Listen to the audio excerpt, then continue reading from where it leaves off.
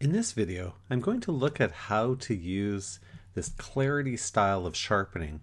We also sometimes abbreviate it as HIRALOAM, high radius and low amount. So it's sort of the reverse of what we typically do for sharpening.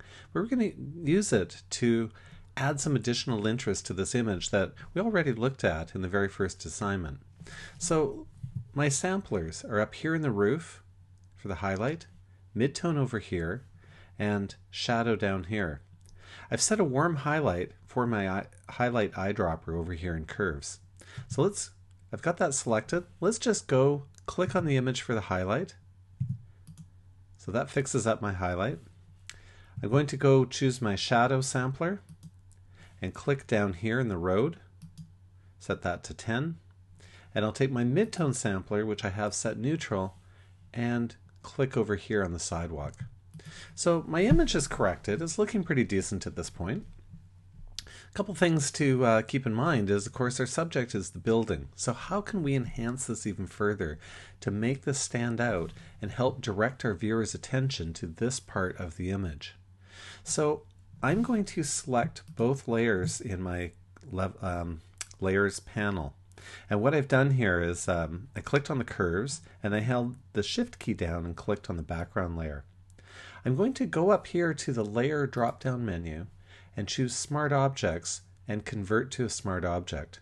And the reason being is that will combine both layers into one and identify it as a smart object, which you can think of as a shell that sort of holds those two layers inside it. So now when I sharpen, I am going to sharpen those two layers simultaneously, and I sharpen the color corrected file rather than sharpening the background layer with that awful color and having the curves correct it separately. Because the curves improves the contrast of the image, I can get better sharpening by approaching it in this manner. So I go up to the filter menu, down to sharpen, and to unsharp mask.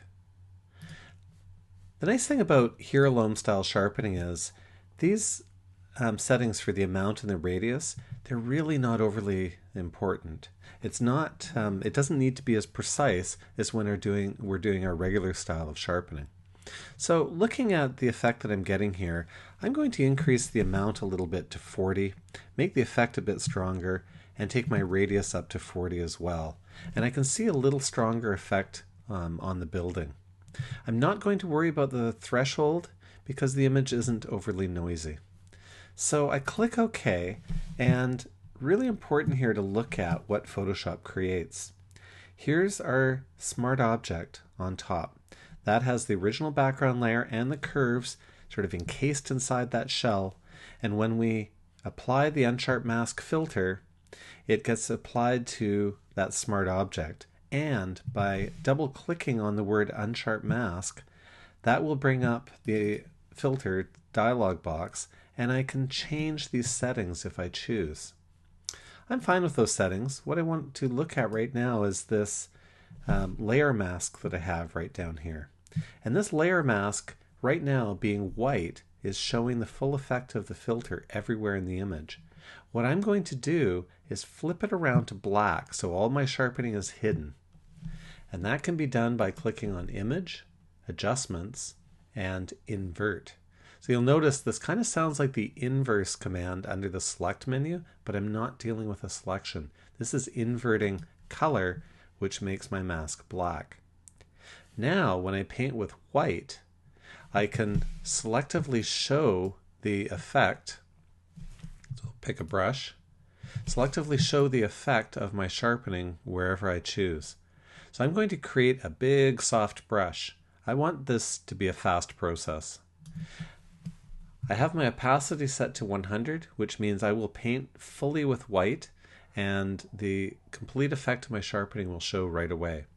Now if you like bringing the effect in gradually, you may want to paint with a lower opacity, say 20 or 30%.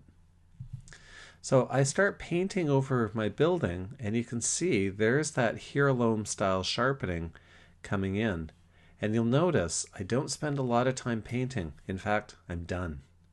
So here's the mask. If we look at it briefly, white shows. So that shows my sharpening, in that area of the image. Black hides. Now, why would I go to this extra effort? Well, if I turn the sharpening off and then turn it on again, you can see how that just helps pop that image out a little bit.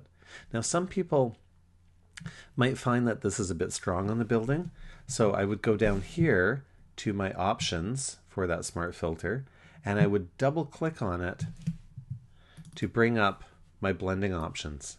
From here, I can adjust the opacity lower in order to back off on the effect.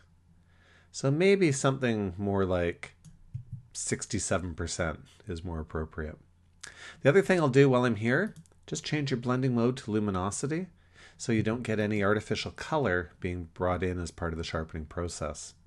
So I click OK, I turn that filter off again for a minute and turn it back on again. And I quite like the effect that that's created in my image. So just to recap, after you've sharpened or after you've color corrected your image and you have curves, create a smart object, and that was under the layer drop down menu. Apply your sharpening and then paint on the layer mask in order to show that sharpening in a selected area.